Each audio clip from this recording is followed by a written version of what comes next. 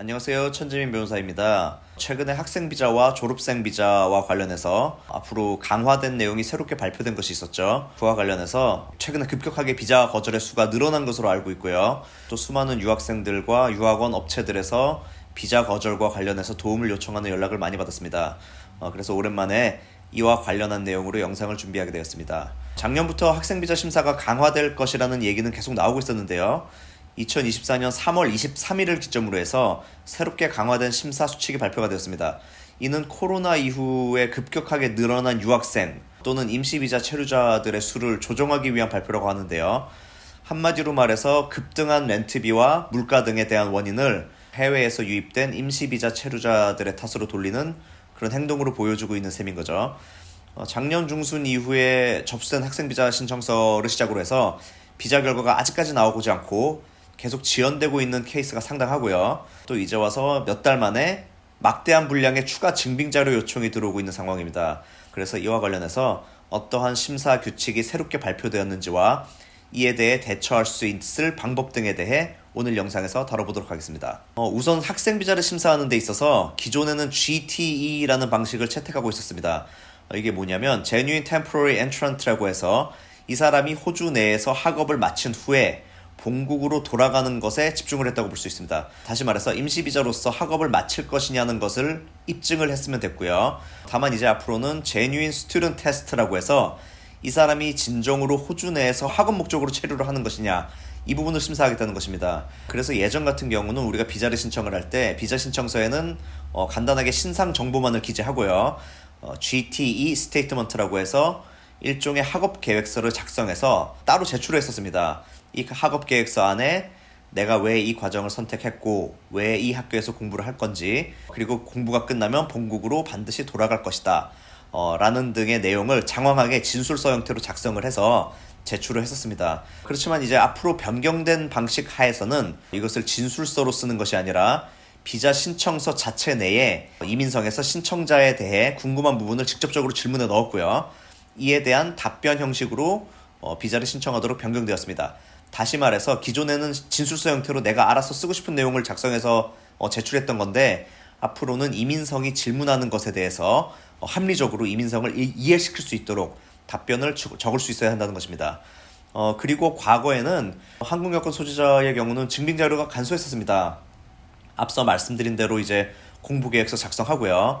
여권사본이랑 유학생 보험 가입된 증서 정도만 제출을 해도 승인이 났었어요. 다만 이제 호주 내에서 체류 기간이 좀 길다거나 좀 나이가 좀 많다고 하면 추가적으로 장고증명이라든지 한국에서의 경력증명 등을 추가로 제출하는 경우가 있긴 했었죠. 하지만 이제 앞으로는 모든 비자 신청자들을 대상으로 해서 이러한 증빙자료의 제출을 거의 의무화하겠다는 내용입니다. 근데 사실 알고 보면 이 부분도 크게 달라지는 것은 없습니다.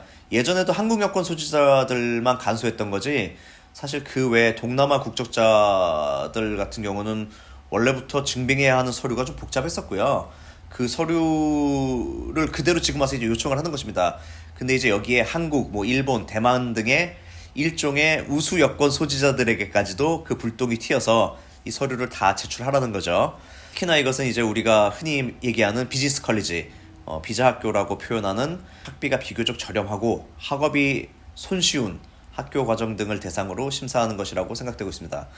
그래서 어쨌거나 이렇게 증빙 서류 제출이 강화되는 바람에 앞으로는 한국 유학생들도 비자 심사 시에 심혈을 기울여서 준비를 해야 될 것으로 생각이 됩니다. 다만 여기서 2023년 3월 23일 이전에 비자를 접수한 사람들은 기존의 심사 규정을 따라서 심사가 이루어지게 됩니다. 이 부분은 뒤에 따로 다루도록 하겠습니다. 그래서 새로운 학생 비자 신청서를 살펴보면 이제 구체적으로 질문이 있고요. 이에 대해 서술형으로 답변하도록 되어 있습니다. 신청자의 전반적인 백그라운드, 그러니까 본국에서의 최종 학력 및 직장 경력 등에 대해서 물어보고요. 본국의 가족이나 친척 또는 직장이나 사업체 등이 있는지 여부 등을 물어봅니다.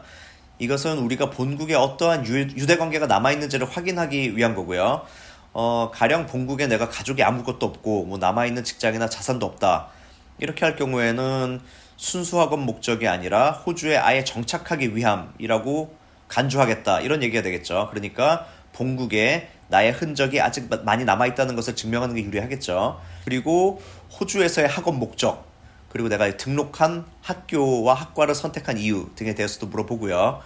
이 학업을 마치고 나면 무슨 혜택을 기대하는지에 대한 질문도 있습니다. 호주 학위를 내가 가지고 추후에 한국 가서 좋은 직장에 취직하고 싶다.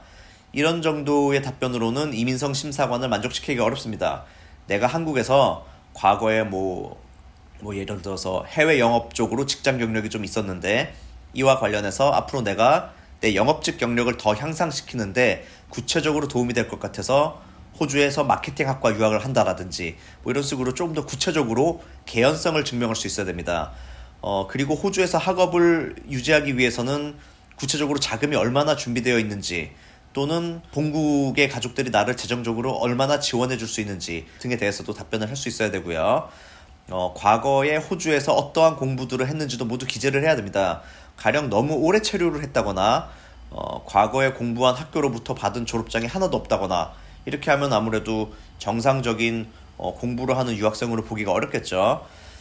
근데 사실 이런 질문들이 과거에는 GTE라고 하는 공부계획서에 내가 스스로 다 적어서 제출을 했던 내용들이에요. 공부계획서에 필수적으로 담아야 됐던 사항들인데 이제는 이것을 비자 신청자에 직접적으로 질문으로 담아놨을 뿐입니다. 한마디로 달라진 것은 없다는 얘기죠. 그리고 제출해야 되는 증빙 자료들만 살펴봐도요. 재정증명, 경력증명, 본국에서의 유대관계 증명, 그리고 호주 내에서의 과거 학업의 증명, 그리고 영어 능력 증명 등이 있습니다. 사실은 이것 역시도 과거에도 다 제출을 했었어야 되는 서류들이에요. 다만 앞서 말씀드린 것처럼 한국 여권 소지자의 경우 이러한 부분들을 상당 부분 면제시켜줬기 때문에 그동안 우리가 비교적 비자를 손쉽게 받았던 거고요. 그리고 과거나 앞으로 변경된 강화된 정책 하에서나 어차피 이민성 심사관 재량으로 이 사람이 순수학업 목적이 아니다 라고 판단이 되면 그것을 근거로 그냥 거절할 수도 있습니다. 한마디로 과거나 지금이나 근간적으로 변경된 것은 없는데 그냥 이민성 심사관 재량으로 거절시켜버리고 싶으면 무엇이든 트집 잡아서 거절을 시킬 수가 있다는 얘기죠. 다만 앞으로는 학생 비자를 주기 싫어서 이런 별 말도 안 되는 정책을 가지고 나왔으니까 그 심사관의 재량을 월등히 발휘해서 거절할 가능성이 높아졌다는 것을 우리가 주의해야겠습니다. 어쨌거나 이런 증빙자료의 제출이 거의 의무화되었기 때문에 앞으로는 반드시 준비할 수 있어야 되겠고요. 이제 조금 뒤에 제가 이제 증빙자료 준비 시 유의해야 될 사항에 대해서 구체적으로 다시 설명드리겠습니다. 여러 강화된 내용들 중에서 지금 가장 문제가 되는 부분이 아무래도 영어 능력 증빙의 강화일 것 같아요. 과거에는 비즈니스 컬리지의 경우에는 IELTS 기준으로 5.5였던 게 이제 6.0으로 상향 조정되고요. 근데 이제 영어가 충족이 안 되면 영어 학교랑 비즈니스 컬리지를 같이 묶어서 패키지로 등록을 하면 되지 않겠느냐 이렇게 얘기할 수 있겠는데요. 이 경우에도 앞으로는 IELTS 기준으로 5.0 이상을 제출할 수 있어야 패키지로 비자 신청이 가능하다는 얘기입니다. 근데 좀 이해가 안 가는 게 영어가 안 돼서 영어부터 공부하는 것으로 패키지 등록을 하겠다는데 영어 과정을 등록하는데도 영어 점수가 필요하다는 것은 좀 너무 억지가 아닌가 이렇게 제가 좀 생각이 되고요.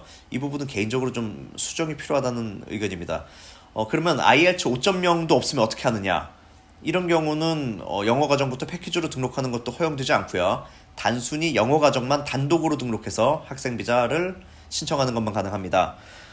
그리고 영어 능력 증명 같은 경우에도 사실은 과거에도 필요했던 부분이에요. 다만 이게 등록하는 학교 자체 내에서 내가 심사를 통해서 입학 허가서를 내주면 그것으로 우리가 면제를 시켜줬던 거죠. 그러니까 이제 우리가 비즈니스 컬리지를 등록할 때 영어 점수 없이 등록해도 학생 비자가 승인이 났던 건데 앞으로는 이제 통하지 않는다는 얘기죠. 반드시 영어 점수가 있어야만 비즈니스 컬리지로 등록했을 때 학생 비자 신청을 하고 그 비자가 승인이 날 수 있다는 얘기입니다. 영어 과정 얘기가 나와서 이제 졸업생 비자 영어 점수가 강화된 부분도 말씀을 드리지 않을 수가 없는데요. 기존에는 졸업생 비자 신청 시 IELTS 기준으로 오버롤 6.0이었던 게 이제 6.5로 상향 조정된다는 얘기입니다. 근데 사실 저는 좀 이해가 가지 않아요. 왜냐면 졸업생 비자 신청에 대한 조건을 갖춘 대학교, 대부분의 기술학교의 경우에 이미 입학하려면 IELTS 6.0 이상 수준의 영어 점수가 요구가 됩니다. 그런 학교들을 이미 졸업한 학생들한테 영어 점수를 또 제출하라는 얘기는 그런 호주교육청에서 정식으로 등록된 학과정의 수업의 질을 호주 정부 스스로가 불신한다는 얘기가 아닌가요? 특히나 종합대학 졸업자들에게 영어 점수를 또 제출하라는 것은 호주 정부 스스로가 호주 대학들이 수준 미달이라는 것을 증명하는 꼴이라고 생각됩니다. 게다가 이것을 또 굳이 6.5로까지 올릴 필요가 있을까 생각이 되는데 아무튼 이것도 졸업생 비자를 발급해주기 싫어서 특단의 조치라고 밖에는 생각되지 않습니다. 특히나 기존에 이제 영어 점수 유효 기간이 3년이었는데 이것을 1년으로 단축시킨다고 하니까 졸업생 비자를 준비하시려면 학교 졸업 마지막 한 해를 남겨둔 시점에서 반드시 영어 시험을 새로 볼 수 있어야겠습니다. 다행히도 많은 분들이 우려했던 나이 제한 35세 상한선에 대한 발표는 아직까지는 없습니다. 그럼 앞으로 학생 비자를 신청할 때 유의사항에 대해 알려드리겠습니다.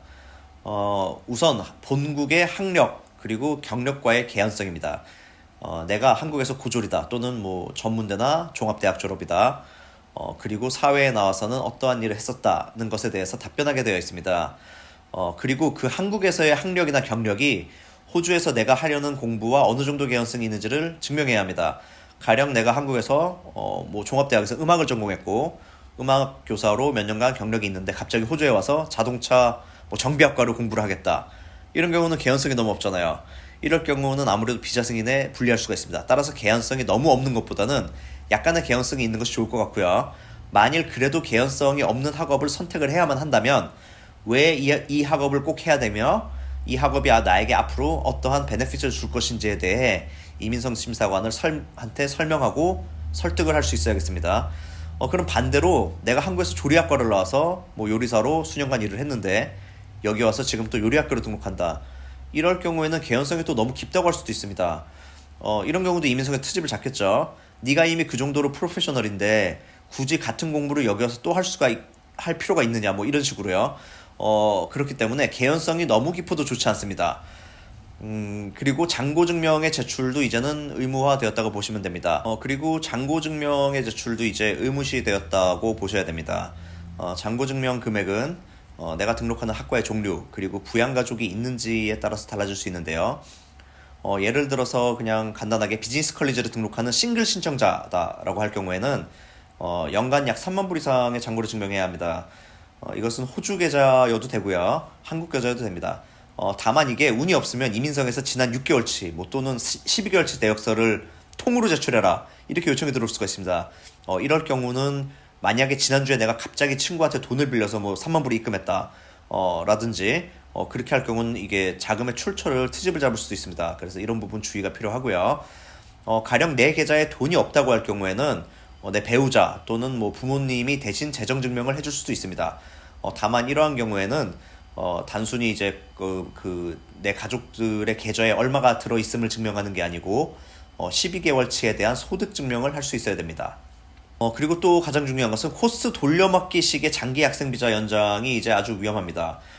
가장 많이 하는 방법이 뭐 워홀 끝나자마자 비즈니스 과정으로 3년 또는 4년짜리 학생 비자 받아서 체류하시고요. 그 다음에 이제 마케팅으로 다시 학과를 바꿔서 또 등록해서 비자 연장하고 그런 다음에 또 IT 과정으로 또 등록해서 비자를 신청하고 이런 식으로 돌려막기로 해서 계속 이제 학생 비자를 연장을 해왔었는데요. 이런 부분을 앞으로 막겠다는 것입니다. 기존에도 돌려막기식의 연장은 어차피 위험한 방법이었는데 대부분의 유학원들이 그냥 뭐 장기로 비자 연장을 시켜주기 위해서 그냥 플랜을 꼼꼼하게 짜준다기보다는 그냥 아무 학과나 그냥 막 등록을 시켜갖고 연장하는 것을 제가 볼 수가 있었어요. 근데 앞으로는 절대로 이렇게 해서는 안 되고요. 기존에 내가 뭐 가령 비즈니스 과정을 3년 했다. 이럴 경우는 아마도 뭐 디플로마 또는 어드밴스 디플로마까지 마쳤을 가능성이 높습니다. 이런 경우는 연장할 때 뭐 갑자기 또 마케팅으로 바꿔갖고 다시 또 뭐 서티피케이트부터 등록을 한다기보다는 내가 기존에 마친 것보다 상위 과정인 뭐 그레주에이트 디플로마 또는 뭐 종합대학의 학사학위 이런 식으로 반드시 발전된 과정으로 연장 등록을 해줘야 됩니다. 그래서 내가 학생 비자를 위해서 학교 등록을 할 때 반드시 내가 호주에서 체류하고 싶은 전체 기간 그리고 과거에 어떠한 공부를 했었는지 등을 전체적으로 검토를 해서 제대로 된 코스를 등록하는 것이 매우 중요합니다. 최근에 심사가 까다로워지면서 비자에 문제가 되신 분들이 저한테 도움을 많이 요청하셨어요. 근데 그 배경을 살펴보면 이미 학교 등록 자체가 잘못되어 있는 경우가 대부분입니다. 그런 경우는 제가 아무리 뒷수습을 해드리려고 해도 이미 학교가 등록이 되어 있는 상태에서 학생 비자가 들어갔기 때문에 뒤집기가 쉽지 않은 경우가 많기 때문에 특히나 학생 비자를 호주 내에서 2번 이상 연장을 하시려는 분들의 경우에는 코스를 등록하기 전부터 신중하게 전문가와 상의하셔서 결정을 하셔야 됩니다. 특히나 이제 지난 몇 년간 코로나 비자라고 해서 이제 408 비자를 엄청 많은 분들이 신청을 하셨습니다. 문제는 이 코로나 비자를 마치 워홀 비자처럼 인식하고 체류하시는 분들이 대부분이시더라고요. 코로나 비자는 말 그대로 일하라고 준 워크 비자입니다. 근데 이거를 워홀 비자로 착각을 하고 그냥 뭐 해외여행을 막 다녀오고 뭐 일도 안 하고 집에서 그냥 놀고 또는 뭐 캐시잡으로 일하고, 캐시잡은 공식적으로 볼 때 무직입니다. 이런 경우는 이제 코로나 비자만 끝나고 본국으로 돌아갈 거라면 문제가 되지 않겠지만 이제 학생 비자로 연장할 때 문제가 될 수 있습니다. 왜냐면 이민성에서 과거 직장 경력 등에 대해 증빙을 하라고 하면 호주 내에서의 근무 경력도 증빙을 할 수 있어야 되는데, 코로나 비자 소지 기간에 내가 쭉 일을 했어야 되는데 만약에 일을 안 했으면 이 기간 동안 증빙할 수 있는 게 없는 거죠. 이런 경우는 코로나 비자만 끝나고 본국으로 돌아갈 거라면 문제되지 않지만 학생 비자로 연장할 때 문제가 될 수 있습니다. 이민성에서 과거 직장 경력 등에 대해 증빙을 하라고 요청이 들어오면 우리가 호주 내에서의 그 근무 경력도 증빙을 해야 되는데 코로나 비자 소지 기간에 내가 만약에 그냥 계속 놀았으면 제출할 수 있는 게 없잖아요. 그럼 결국 비자 컨디션 위반이 되기 때문에 학생 비자가 거절이 되겠죠. 그 외에도 과거에 내가 학생 비자를 소지했었는데 이번에 새로 연장할 경우에 과거에 공부했던 졸업장이나 성적 증명서를 제출하라고 요청이 들어올 수 있습니다. 근데 과거에 내가 제대로 공부한 게 없어서 뭐 졸업장을 받은 것이 없다, 이럴 경우에도 뭐 역시 제대로 공부하는 유학생이 아니라고 간주해서 새로운 학생 비자가 승인하기가 어렵습니다. 그래도 그나마 희망적인 거는 2024년 3월 23일 이전에 학생 비자 신청하신 분들의 경우에는 기존의 심사 조건을 적용받는 것인데요.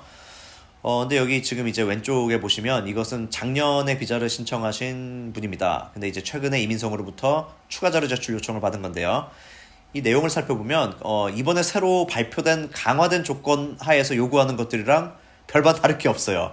그러니까 한마디로 과거에 신청한 사람들이라 하더라도 아직 승인이 안 난 경우라면 이민선 심사관이 재량을 발휘해서 이렇게 막대한 추가 자료 요청을 하고 이게 충족이 안 되면 거절시켜버릴 수도 있다는 얘기입니다. 그나마 다행인 것은 기존 신청자의 경우는 이에 대해 일부 반박할 수 있는 근거가 존재한다는 것입니다. 과거 학업 자료를 제출하라는 것에는 뭐 그냥 간단하게 과거에 공부했던 학교들에 요청해서 졸업장을 받아서 제출을 하시면 되겠고요. 만약 졸업장이 없다고 할 경우는 왜 내가 졸업장을 못 받았는지 그 부분에 대해서 합리적으로 설명을 해서 설득을 시킬 수 있어야 됩니다. 그리고 이제 중요한 영어 점수의 경우에는 기존 신청자의 경우에는 영어 테스트 점수를 제출을 하지 않더라도 호주에서 내가 과거에 받았던 졸업장 또는 이번에 신청한 학교 자체 내에서의 입학시험을 통과했다든지 또는 과거에 영어학교에서 어드밴스드 레벨 이상의 졸업장을 소지했을 경우에는 이것으로 영어 점수를 대체할 수가 있습니다. 그리고 장고증명의 경우에는 이민성에서 굳이 과거 6개월치 또는 12개월치 내역서를 모두 제출하라 라고 요청하지 않은 상태에서는 그냥 밸런스 스테이트먼트라는 한 장짜리 서류만 제출하셔도 돼요. 내가 현재 내 은행 계좌에 얼마가 들어있다라는 한 장짜리 증명서류입니다. 괜히 불필요하게 자발적으로 12개월치 내역서를 제출을 했다가 자금의 출처를 증명하라고 하면 골치 아프잖아요. 그러니까 그냥 이민성에서 먼저 요청이 들어오지 않는 상태라면 그냥 한 장짜리 밸런스 스테이트먼트만 제출을 하시고요. 또는 내가 내 계좌에 잔고가 없다, 뭐 이런 경우는 배우자 또는 부모님의 12개월치 소득증명서를 제출해도 됩니다. 다만 이 경우에는 국세청에서 발급해주는 공적인 서류만 인정이 됩니다.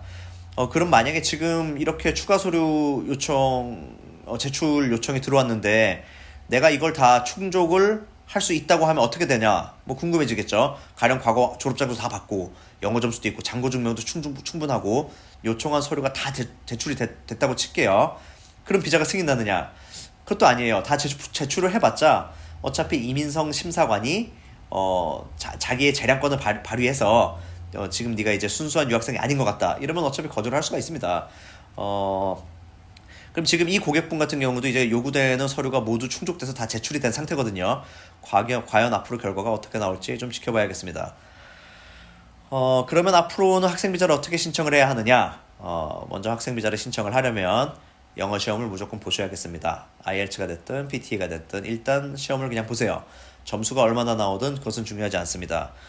그래서 점수를 IELTS 기준으로 6.0 이상을 받았다 할 경우에는 비즈니스 과정을 그냥 다이렉트로 등록해서 학생비자 신청하시면 됩니다.